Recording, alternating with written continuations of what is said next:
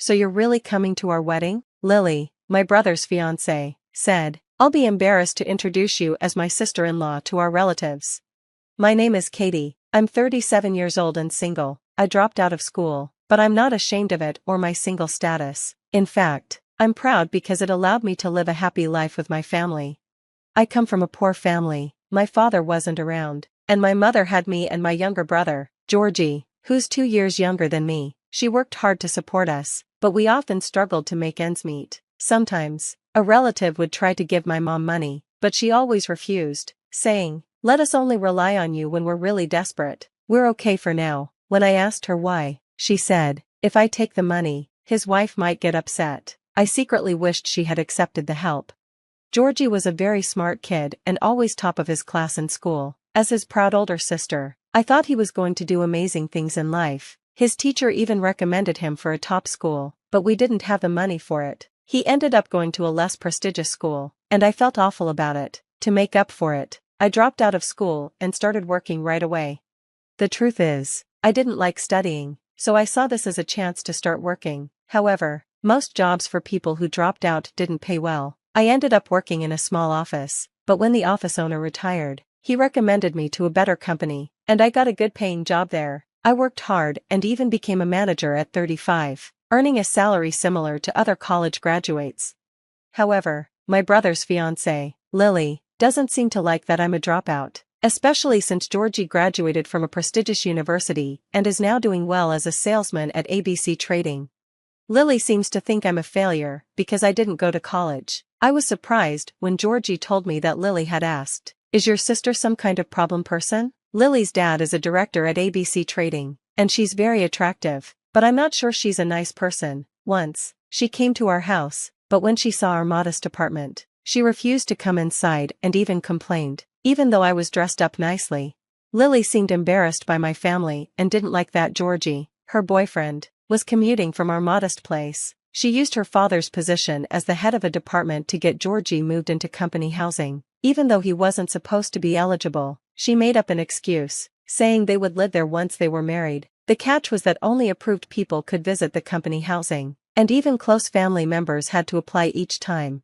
I joked, saying, "I guess I can't visit often, I just wanted to peek at your happy new life." But Lily's mother responded coldly, saying, "That's exactly why we decided to have them live in a family house." Lily was rude to my mother when she visited. She whispered to Georgie, out of earshot, "Your mother-in-law is poor. Georgie will have to keep paying his student loans even after marriage. It's natural for parents to pay for tuition, right?" And she gave my mom a mean look. The truth is, my mom and I saved money for Georgie's college fund, but he insisted on paying for it himself. Lily and her mom have tough personalities, but Georgie knows this, even though they act like they're important, like celebrities. I also wanted my mom to move into the company housing, but Lily said the husband's siblings can't live there, so I'd be left alone, which she found pitiful. When I told her that I graduated from college on a scholarship, Lily's mom pretended to be impressed, saying, "You must want to help your mom as soon as possible. You're such a thoughtful and wonderful person." Lily's family talked about how kind they were, and at first, I thought there was no need to say anything bad about them, but that was a mistake. Lily and her family started to exclude both me and my mom, especially me. Half a month before the wedding, Lily suddenly contacted me, asking if I was going to attend. Georgie is my only brother, but the wedding venue was very fancy, with around 150 guests expected. They even invited the president and managing director of ABC Corporation and other high-level clients, since Georgie's marriage to the daughter of the head of the department was a big deal. I thought they might not have enough room for me at the wedding, but then Lily said, "I think the guests will feel uncomfortable if there's a poor-looking sister-in-law." I was shocked. "What do you mean by poor-looking?" I asked. "I plan to wear a proper formal outfit for the wedding." Lily responded, "Your proper outfit is probably a cheap suit from a catalog, right? It's embarrassing to be surrounded by people wearing high-end brand clothes." She had clearly judged me as being at the bottom of the social ladder. I was fed up with her attitude that poor people shouldn't be invited to her wedding, so I asked, "What about my mother? She doesn't have high-end brand clothes either." Lily replied, "I know, but I can't not invite Georgie, who's doing well at the company. I just don't want to be embarrassed by you or your relatives, so we'll get your mom some nice clothes." I was really upset by how she was speaking. But I tried to tell myself it was just her way of being considerate so my mom wouldn't be embarrassed at Georgie's big event. But then Lily said something that took me by surprise. Of course, you'll have to buy that dress. It's an Oscar de la Renta evening dress, so you'll need to prepare about $10,000. I was stunned. Wait, I can't afford that. Lily coldly replied. If you can't pay, then do you plan to stand next to my parents in a cheap dress? I couldn't believe it and asked what Georgie thought. Lily said, I haven't told Georgie yet. Of course, he thinks you and your mother will come, but it'll hurt his future if his mother is unmarried and his sister is a dropout. I don't think being a single mother or a dropout affects someone's career anymore. I didn't want to let Lily's prejudice get to me, so I yelled, this is my only brother's wedding, so both my mom and I will attend. We'll pay for our clothes, but if you can't stand us, just don't invite us. I told my mom everything and asked for her advice. She seemed sad for a moment but then smiled and said, don't worry, Katie, I promised you I'll make Georgie happy, just leave it to me. She then made a phone call, and I had no idea what she was planning. On the wedding day, the ceremony was held in the chapel. I had been worried about whether or not to tell Georgie what Lily had said, but since I'd left everything to my mom, I decided to stay quiet. However, Georgie looked tense. Was it just nerves, or had my mom said something to him? After the ceremony, I was shocked when I looked at the seating chart for the reception. My mother's name was the only one in the family section, and I couldn't find my name anywhere. I thought, wait, there's no seat for me? They were really trying to exclude me from the reception. Just then, Lily's parents showed up and gave me a look of disdain. They said, I can't believe you didn't understand when Lily told you not to come to the reception. We let you attend the ceremony because we had no choice, but we don't want you spreading your poverty around at the reception. Go home, dropout sister. I thought, like mother, like daughter, fine, I'll go home. As I turned away from Lily's parents, who were smirking, I saw the CEO of Nico Mimi Corporation, a listed company and business partner of Lily's father, standing with Georgie. Mr. Ashcroft smiled at me and said, Katie, you're in the way, sorry about that. Lily's parents replied, we were just getting rid of an unwanted guest. Then Mr. Ashcroft spoke up, if you insist on kicking Katie out, then I, as her father, will also leave the reception. I was shocked. Father? Wait, what do you mean? I asked.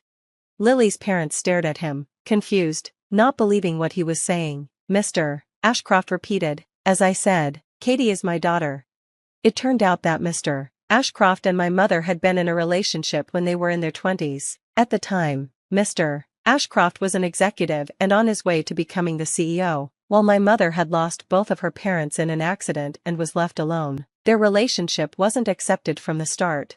When my mother got pregnant with me, Nico Mimi Corporation, Mr. Ashcroft's father's company, was about to go bankrupt. Everyone opposed their marriage, saying it wouldn't help the company, so my mother decided to put their marriage on hold until the company was in a better situation. She raised me as a single mother, even though it was hard because of the stigma. By the time my mother was pregnant with Georgie, the company still hadn't improved much. Then the daughter of a CEO from another company offered to help, and she proposed marriage to Mr. Ashcroft. My mother, seeing how important it was for him to revive the company, decided to step aside. She told him, I'll raise our 2 kids properly, you don't have to acknowledge them, just be happy with that woman and revive your company. After marrying the CEO's daughter, Mr. Ashcroft not only revived the company but grew it so much that it became a listed company. However, they didn't have any children and divorced a year ago because of his wife's infidelity. After the divorce, Mr. Ashcroft reached out to my mother and proposed that they reunite. A few days before Georgie's wedding, I met with Mr. Ashcroft, the company president, and my father. I suddenly recognized the man standing with Georgie. He was the same man who had visited our apartment a few times during my childhood, trying to give my mother money. He turned out to be Mr. Ashcroft, the president of Nico Mimi Corporation. When I stared at him, he smiled and said, You've really been through a lot. I've heard about the wedding from your mother. Mr. Ashcroft, who was now Georgie's business partner, knew how capable Georgie was. He wanted Georgie to take over Nico Mimi Corporation, but he was concerned if Georgie couldn't see the true nature of malicious people, like Lily and her family, and didn't respect his mother and sister. Mr. Ashcroft couldn't trust him with the company, so he was using the wedding to test Georgie's character. The day before the wedding, Mr. Ashcroft and my mother told Georgie the truth about their past relationship and how Lily's family was trying to exclude us. Shocked by all the revelations, Georgie, who had trusted Lily and her parents, felt uneasy about the wedding. That's why he looked so stiff during the ceremony. When Georgie saw that my name wasn't on the seating chart and saw Lily's parents trying to kick me out of the reception, he knew what my mother and I had told him was true. He took Lily to the reception desk and declared, "Lily, Mr. and Mrs. Lily, I'm annulling this marriage. I have no intention of becoming a part of a family that disrespects my precious mother and sister." Lily and her parents were shocked. Lily, not understanding the situation, said, "Georgie, are you choosing that low-life mother and daughter over me? You should know your place." Lily's parents turned pale and tried to stop her, but it was too late. I explained everything to Lily, and she collapsed, crying. Mr. Ashcroft added, "I guess we'll have to reconsider our business with your company," which caused Lily's parents to burst into tears and beg for forgiveness. Everyone at the reception witnessed this, and the whole event was cancelled. Georgie completely cut ties with Lily and refused to submit the marriage registration. Afterward, I received a furious phone call from Lily, screaming, "You're the reason." Lily called me later and said, "I couldn't marry Georgie. I'll be billing you for compensation and the cancellation fee for the venue." I responded, "Oh really? Then I'll sue you for defamation. Everyone at the reception heard you and your parents using abusive language." She went silent. I then added, "I should probably tell your father that I was threatened by Lily. If I do, Nico Mimi Corporation might completely stop doing business with ABC Trading. Won't your dad lose his job then?" Lily started crying, but I just hung up the phone. Serves her right. Georgie, who had cancelled his marriage to Lily, later joined Nico Mimi Corporation and worked hard to become his father's right-hand man.